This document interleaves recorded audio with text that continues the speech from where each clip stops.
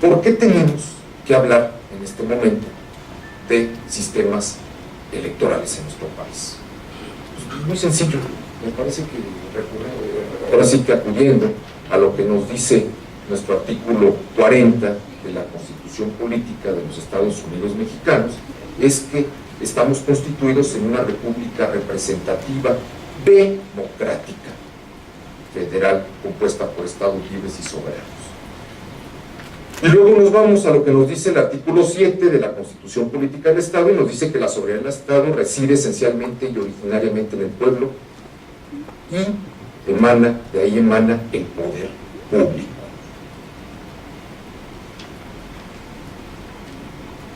Hablar de democracia, entonces estamos hablando de que tenemos que preparar cómo son estos procesos de elección de donde vamos a decidir quiénes nos van a gobernar. El marco jurídico que hoy tenemos, también pongo en la reflexión de todos ustedes, hay en el país 33 normas jurídicas diversas. Cada estado de la República tiene su propia norma. El Distrito Federal tiene su código y a nivel federal tenemos un código de instituciones y procedimientos electorales. Imagínense la diversidad de normas que hay para entender el sistema electoral mexicano. Lo pongo como un referente porque así como el día de hoy estamos en este primer coloquio, no más de hace 8 días, había 3 eventos de carácter nacional en donde se estaba discutiendo el tema electoral de nuestro país. Hace algunos años hablaban de que viene una nueva generación, una segunda generación de instituciones jurídico-electorales. Nuevamente nos encontramos en una tercera generación, o no sé el número, de qué pasa con las instituciones jurídico-electorales. Y un tema que yo ponía en la reflexión y que hemos discutido al interior del Instituto Electoral de Querétaro con nuestras compañeras consejeras electorales y consejeros electorales es el siguiente. Nosotros nos destinaron como funcionarios electorales, pero rompiendo el paradigma de lo que nos decía el maestro Bernardo García Camino, de las nuevas funciones y atribuciones que hoy tenemos los órganos electorales, y con un plazo fatal, es que ya no somos funcionarios electorales exclusivamente. Es que ahora tenemos que capacitarnos en lo que corresponde a participación ciudadana. Más adelante me voy a referir a este tema. Entonces significa que la naturaleza jurídica de los órganos electorales cambió. Y hay que dejarlo aquí presente. La naturaleza jurídica de los órganos electorales cambió. No es lo mismo que teníamos hasta antes de la reforma publicada el 9 de agosto de este año, la reforma federal, contra lo que hoy vamos a tener que desahogar en los próximos años. Me parece que esa sería una reflexión de suma importancia. Y la otra que yo volvería a repetir, que tenemos 33 ordenamientos jurídicos electorales en el país.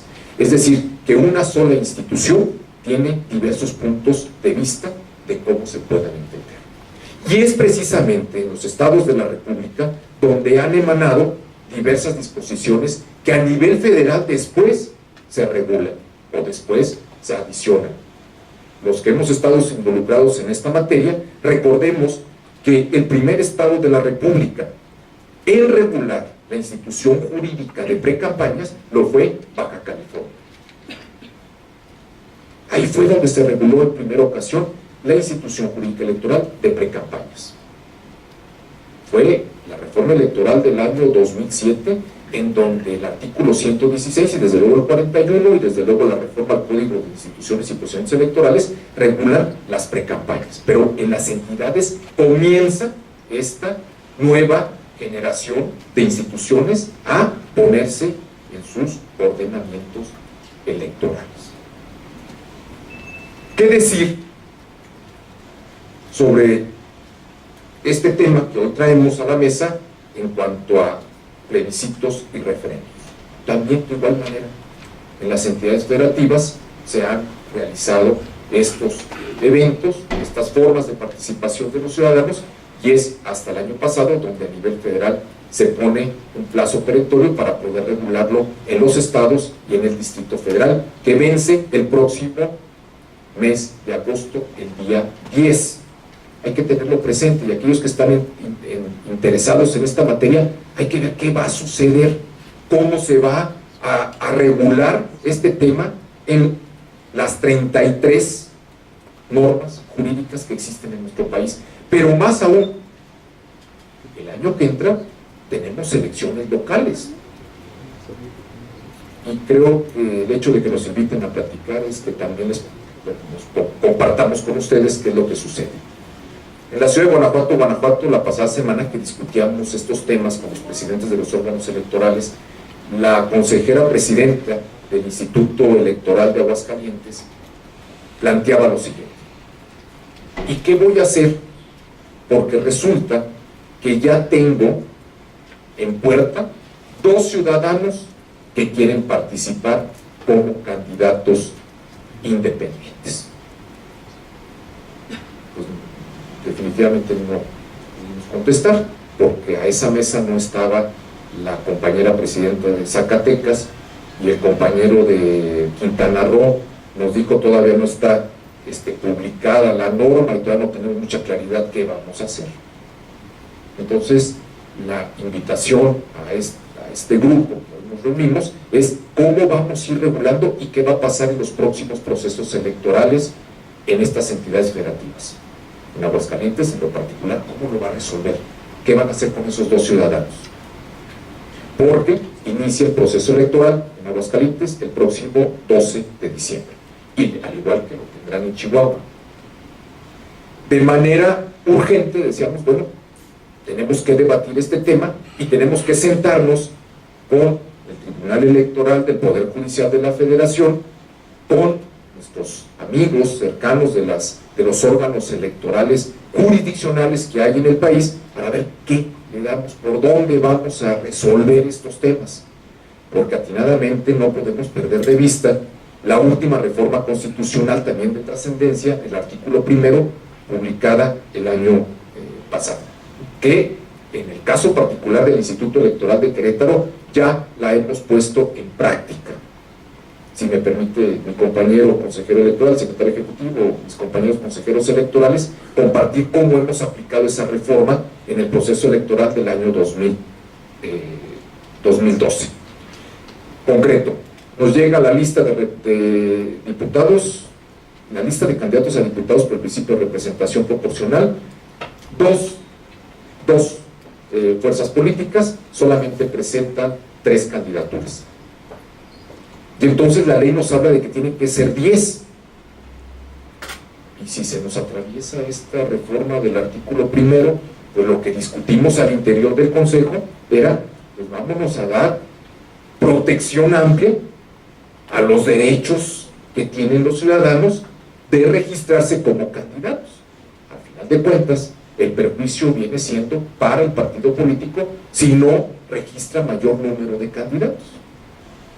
De esa manera resolvimos un tema que hoy está en la agenda del derecho electoral.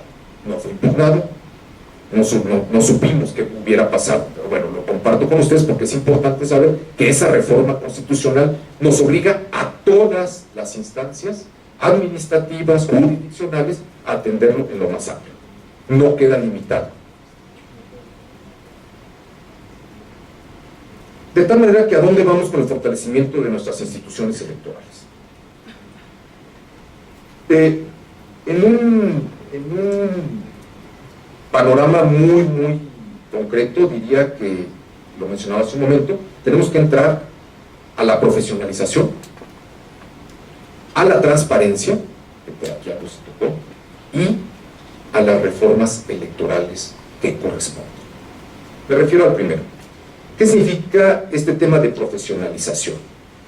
En un primer momento, todas las entidades federativas hicieron copia de lo que trae el Código de Instituciones y Procedimientos Electorales, en el sentido de tener un servicio profesional electoral. No en todos los estados existe el servicio profesional electoral. Pero, como yo les comentaba hace un momento, estas últimas reformas constitucionales rompen el paradigma de que estamos exclusivamente hechos para atender temas electorales. Entonces ya no somos órganos electorales exclusivamente, sino tenemos que atender temas de participación ciudadana. Y adicionalmente, en el caso de Querétaro, hace unos días lo vivíamos, tenemos que atender también elecciones de autoridades auxiliares de los municipios. En un breve tiempo el Instituto Electoral participa en las elecciones de delegados y subdelegados municipales. Viene por ahí un artículo y luego tenemos una ley orgánica municipal y luego también, les comento, hay una acción de inconstitucionalidad que promovieron 3 municipios de nuestro estado. Entonces ahí hay una situación muy particular, pero bueno, el Instituto Electoral de Querétaro participa también en esas elecciones de autoridades auxiliares. ¿A dónde nos lleva esta profesionalización? Primero, tenemos que tener mucha claridad los órganos electorales en cuanto a que estos funcionarios que formamos parte de ellos tengamos con mucha claridad un programa de formación, un sistema de evaluación y desempeño y a la vez un sistema de promoción. Para ello, comentábamos hace también por parte del maestro Bernardo García Camino un dato interesante. ¿Qué sucede con un sistema profesional electoral? Retomo de interés, el tema presupuestario. Porque los órganos electorales tienen autonomía en sus decisiones. De eso no nos queda duda. Hay una autonomía en cuanto a la forma en que actuamos. Y decía también el maestro García Camino, es un reconocimiento que a los órganos electorales se les esté dando otra facultad ahora de organizar los plebiscitos y los referendos. Qué bueno. Pero faltó la parte importante, que es lo económico. Y entonces ahí es donde es un problema de carácter nacional. Comparto con ustedes. Me decía mi compañero de Chihuahua, pedimos 480 millones de pesos a la legislatura. Desde luego, Chihuahua, quienes sean de allá o quienes conozcan, hay una leyenda en las placas, dice que es el estado grande, es el estado más grande de nuestro país. Pues, hablar de 480 millones es mucho dinero. Pero, dice el compañero presidente, pero la legislatura me reduce 50, 60 millones de pesos. Y entonces, cuando hablamos de presupuestos de los órganos electorales, pues entonces ahí tenemos una situación muy particular porque no hay esa autonomía financiera.